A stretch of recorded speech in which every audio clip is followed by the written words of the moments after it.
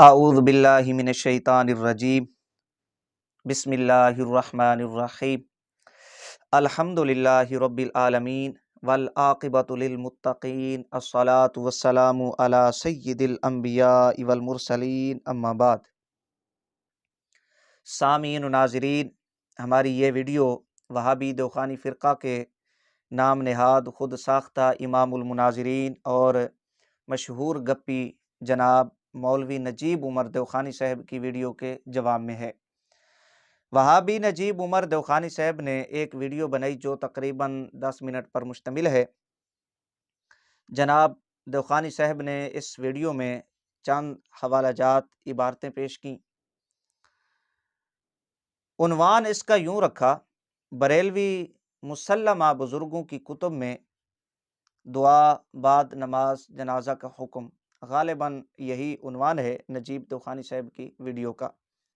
جناب نجیب دوخانی صاحب نے اپنی اس ویڈیو میں فتاوی رضویہ شریف سے 2-3 عبارتیں پڑھی ہیں، تذکار بغویہ کا بھی نام لیا، حضرات القدس، اسی طرح ایک دو اور کتاب سے بھی نجیب دوخانی صاحب نے عبارتیں پڑھی ہیں، اور آخر میں نجیب دوخانی صاحب نے مفسر قرآن حکیم الامت مفتی محمد احمد یار خان صاحب نعیمی رحمہ اللہ کی مشہور زمانہ تفسیر نعیمی کا بھی حوالہ پیش کیا، اور مفتی حسن رضا نقشبندی صاحب کا بھی نجیب دوخانی صاحب نے نام لیا۔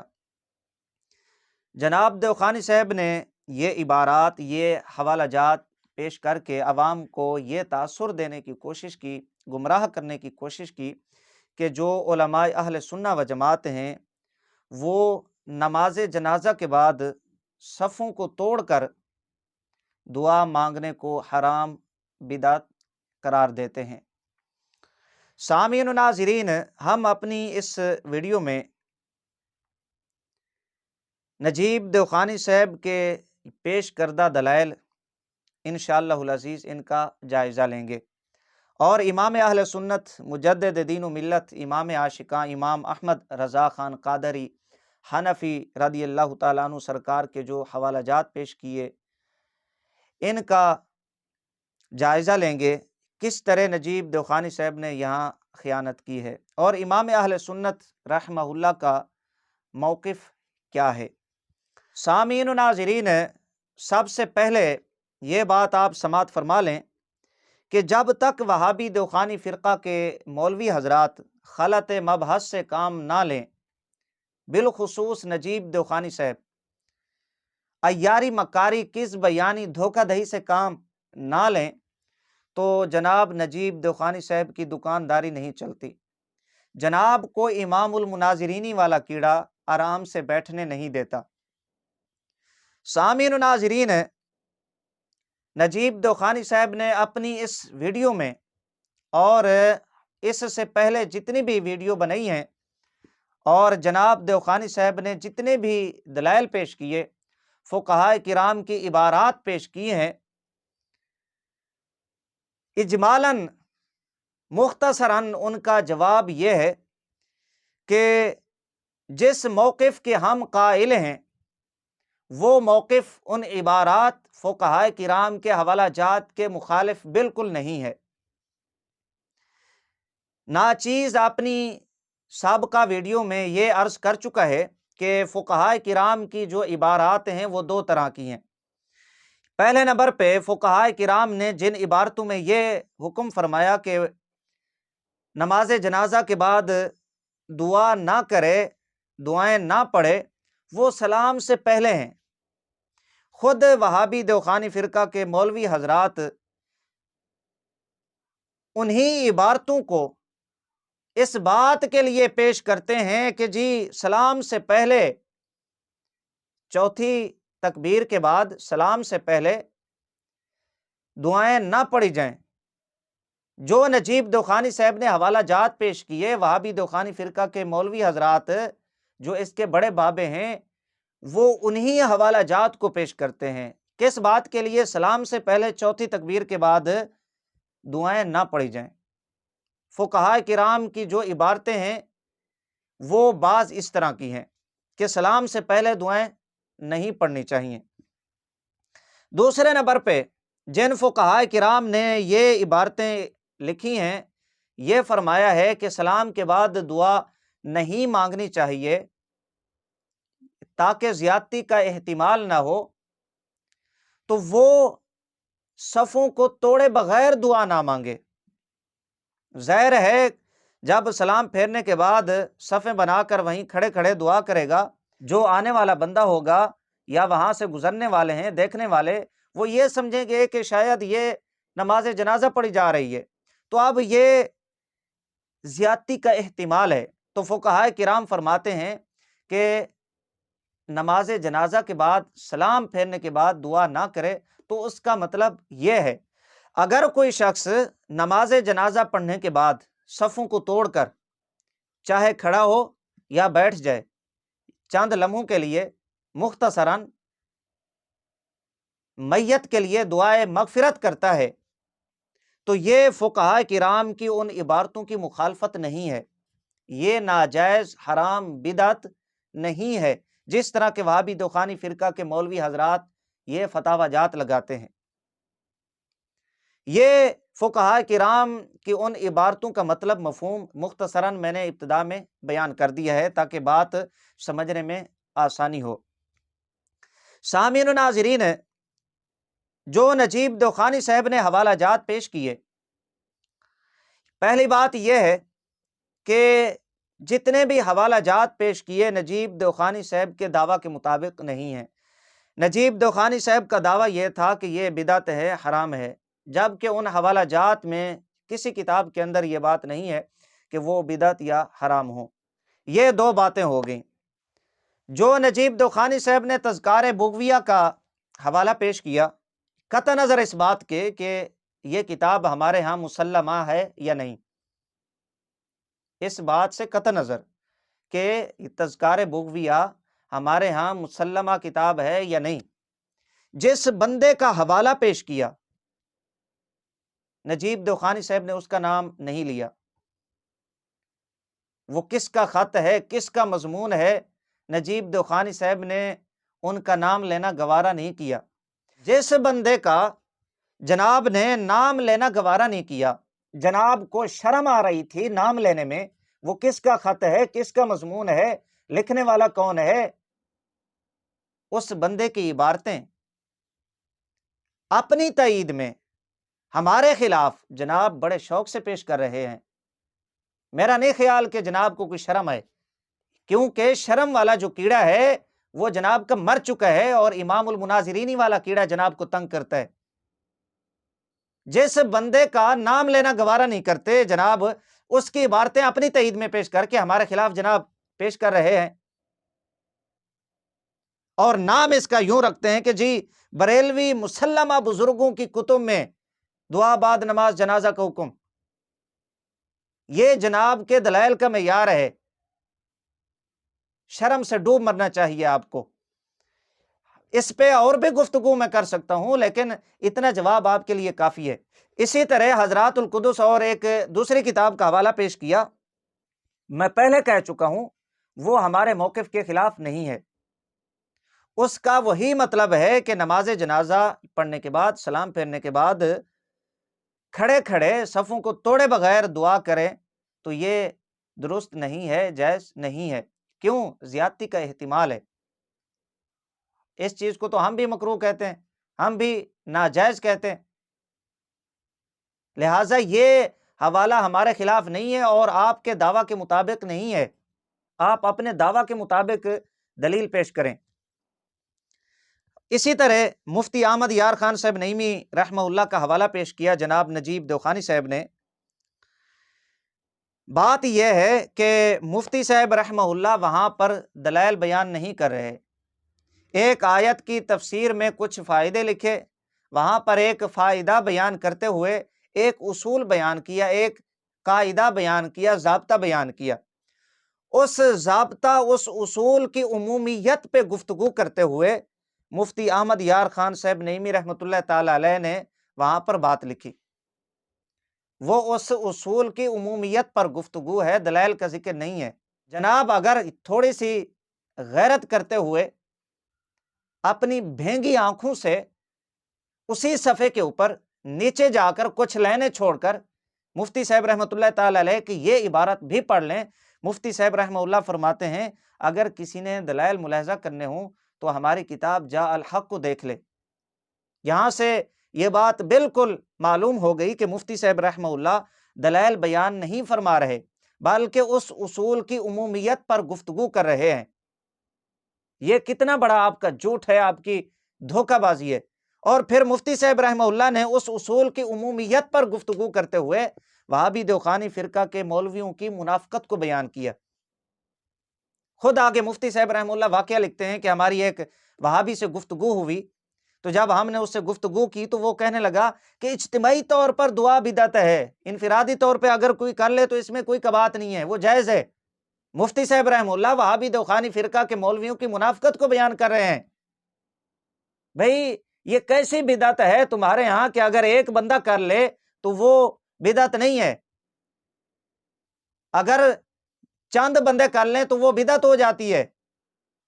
یہ منافقت ہے وہابی دیوخانی فرقہ کے مولویوں کی، جس کو مفتی احمد یار خان صاحب نعیمی رحمہ اللہ وہاں پر بیان فرما رہے ہیں۔ لہٰذا آپ کا یہ کہنا کہ یہ ان کے ہاں دلائل کا معیار ہے، یہ آپ کا جھوٹ ہے۔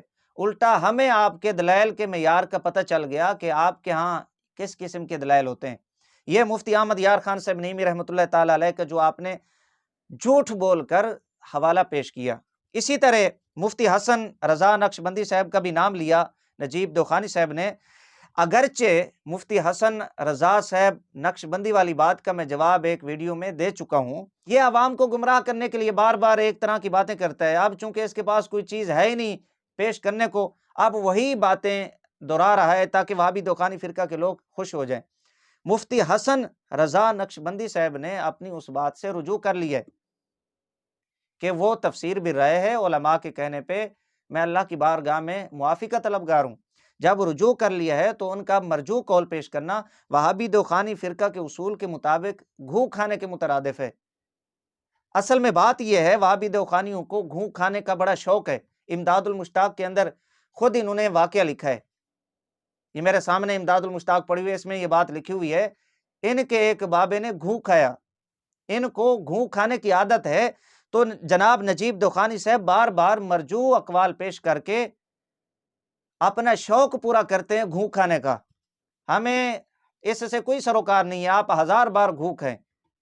یہ مفتی حسن رضا نقشبندی صاحب والی بات کا جواب۔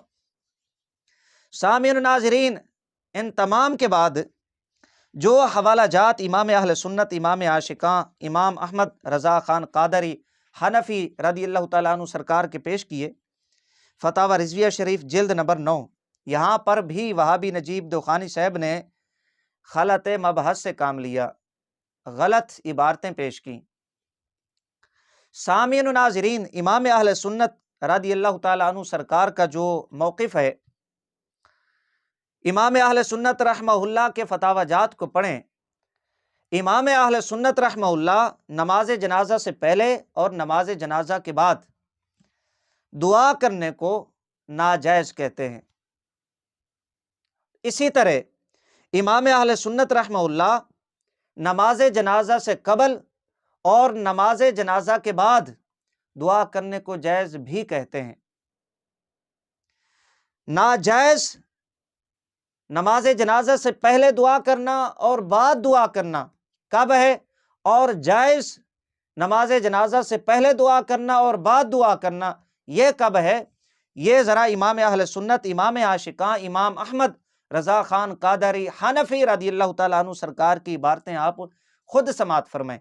امام اہل سنت رحمہ اللہ فرماتے ہیں، ایک یہ کہ خاص دعائے طویل کی غرض سے بعد نماز خواہ قبل نماز، یہ عبارت ایک بار پھر سماعت فرما لیں، صفحہ نمبر 258، فرمایا ایک یہ کہ خاص دعائے طویل کی غرض سے بعد نماز خواہ قبل نماز تجہیز میت کو تعویق میں ڈالنا، مثلا نماز ہو چکی اور کوئی حالت منتظرہ لے چلنے کے لیے باقی نہیں رہی، صرف دعا کے لیے جنازہ رکھ جوڑیں اور درنگ و تطویل کریں، یہ ممنوع ہے۔ اکثر عبارات اسی طرف ناظر ہیں۔ امام اہل سنت رحمہ اللہ اب اس عبارت میں یہ فرماتے ہیں کہ خاص دعائے طویل کی غرض سے چاہے نماز جنازہ سے پہلے یا نماز جنازہ کے بعد، میت کی تجہیز کو تعویق میں ڈالنا، نماز ہو چکی ہے، نماز ہو جانے کے بعد کوئی حالت کوئی صورت اس طرح کی باقی نہیں ہے کہ انتظار کیا جائے میت کو رکھا جائے، لیکن اب دعائے طویل کی غرض سے میت کو رکھ دیں، فرمایا یہ درست نہیں ہے، جائز نہیں ہے۔ ایک یہ امام اہل سنت رحمہ اللہ فرماتے ہیں۔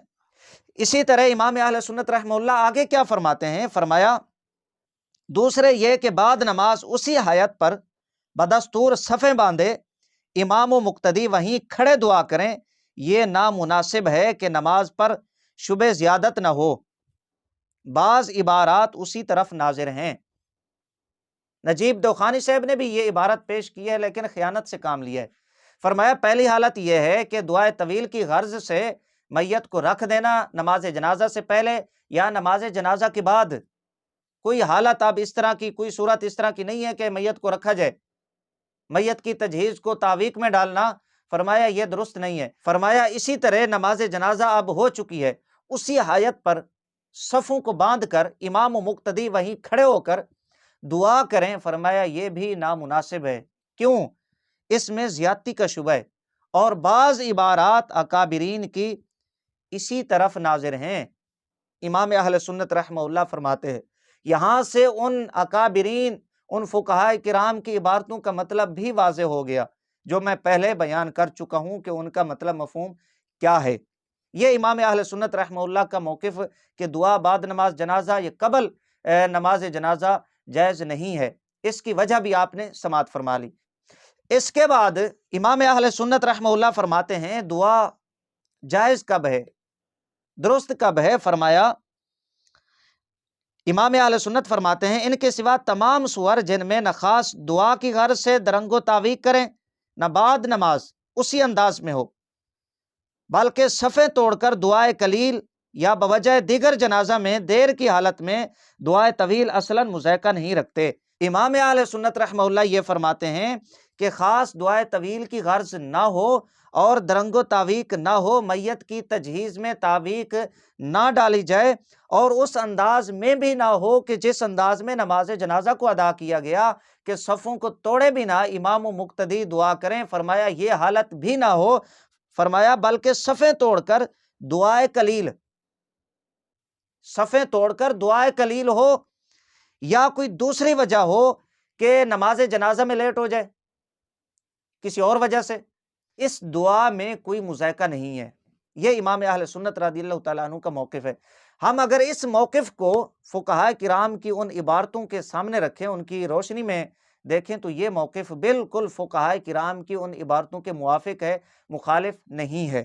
یہی فتاوی رضویہ شریف جلد نمبر 9 صفحہ نمبر 256 پہ فرماتے ہیں بالجملہ عبارات فقہاء صرف دو صورتوں سے متعلق ہے۔ یہ ان عبارتوں کا امام اہل سنت رحمہ اللہ ذکر کر کے فرماتے ہیں بالجملہ عبارات فقہاء صرف دو صورتوں سے متعلق ہے، ایک بعد نماز جنازہ اسی حالت پر بدستور صفیں باندھے وہیں کھڑے دعا کرنا، جس حالت میں نماز جنازہ ادا کیا گیا اسی حالت میں دعا کرنا امام و مقتدی کا، صفوں کو توڑے بنا، فرمایا یہ درست نہیں ہے۔ دوسرے قبل نماز خواہ بعد نماز دعائے طویل کی خاص غرض سے امر تجہیز کو تعویق میں ڈالنا، ظاہراً اس صورت میں کراہت تحریمی تک ہو سکتی ہے۔ امام اہل سنت رحمہ اللہ کی اس عبارت کا بھی وہی مطلب ہے جو عبارت جو حوالہ میں پہلے پیش کر چکا ہوں کہ کن دو صورتوں میں دعا کرنا درست نہیں ہے، چاہے نماز جنازہ سے پہلے ہو یا نماز جنازہ کے بعد۔ اسی طرح امام اہل سنت رحمہ اللہ صفحہ نمبر 250 پر یہ فرماتے ہیں کہ معنی اس کا یہ ہے کہ نماز جنازہ کے بعد اسی حالت پر بدستور صفیں باندھے وہیں کھڑے ہوئے دعا نہ کریں کہ زیادت فی الصلاۃ سے مشابہت نہ ہو۔ یہ امام اہل سنت رحمہ اللہ فرما رہے ہیں کہ جس حالت میں نماز جنازہ ادا کیا گیا اسی حالت پہ کھڑے ہو کر صفیں باندھ کر امام و مقتدی دعا نہ کریں، بلکہ اگر وہ دعا کرنا چاہتے ہیں دعائے قلیل تو وہ صفوں کو توڑ دیں یا مختصر وقت کے لیے وہ بیٹھ جائیں، وہ بیٹھ کر دعا کریں، تو اس دعا کو کوئی بھی منع نہیں کرتا، کوئی اس کو حرام بدعت قرار نہیں دیتا۔ لیکن وہابی دیوخانی فرقہ کے مولوی حضرات سنی علماء کی مخالفت میں آ کے یہ کہتے ہیں کہ جی نماز جنازہ کے بعد بالکل دعا حرام۔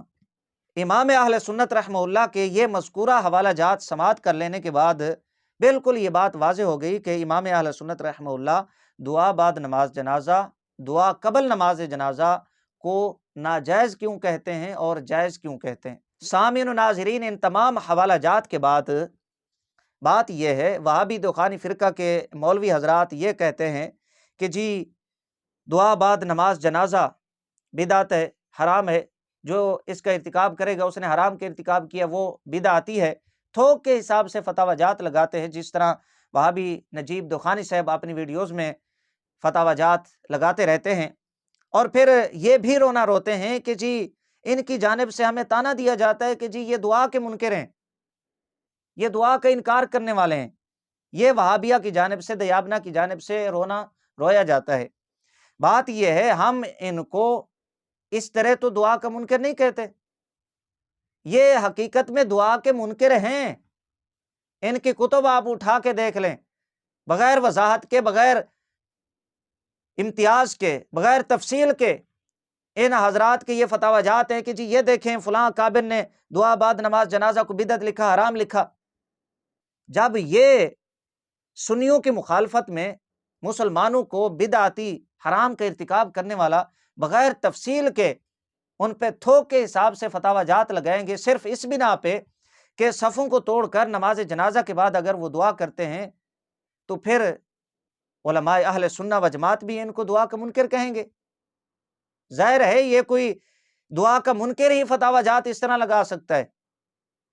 سنی علماء نے، سنی اکابرین نے کبھی ان علماء کو تو دعا کا منکر نہیں کہا، ان فقہاء کو دعا کا منکر قرار نہیں دیا کہ جن کی عبارات، جن کے حوالہ جات جناب نجیب دخانی صاحب اپنی تائید میں ہمارے خلاف پیش کرتے ہیں۔ کسی سنی عالم نے، کسی سنی بزرگ نے انہیں دعا کا منکر قرار نہیں دیا۔ آپ کو جو دعا کا منکر قرار دیتے ہیں اس کی وجہ یہی ہے کہ آپ سنیوں کی مخالفت میں اپنے مذموم مقاصد حاصل کرنے کے لیے کہ لوگ اللہ سے دعا نہ کریں، مسلمانوں پہ تھوک کے حساب سے بدعت کے فتوے لگاتے، حرام کاری کے فتوے لگاتے، تو اس بنا پر آپ کو دعا کا منکر کہا جاتا ہے۔ وگرنہ فقہاء کرام کی جو عبارات ہیں ان کی تشریحات، ان کی تعویلات بھی کی جا سکتی ہیں، جس طرح کہ امام اہل سنت رضی اللہ تعالیٰ عنہ نے فتاوی رضویہ شریف میں کی ہیں اور دیگر علماء اہل سنہ و جماعت نے کی ہیں۔ لیکن اس سب کے باوجود نجیب دخانی صاحب اور دیگر وہابی دخانی فرقہ کے مولوی حضرات محض تعصب کی بنا پہ ہر دھرمی کا مظاہرہ کرتے ہوئے بدعت کے فتوے لگاتے، حرام ہونے کے فتوے لگاتے ہیں، بدعتی قرار دیتے ہیں۔ یہ وہابی نجیب دخانی صاحب کی ویڈیو کا جواب ہے جو ناچیز نے مختصراً پیش کر دیا ہے۔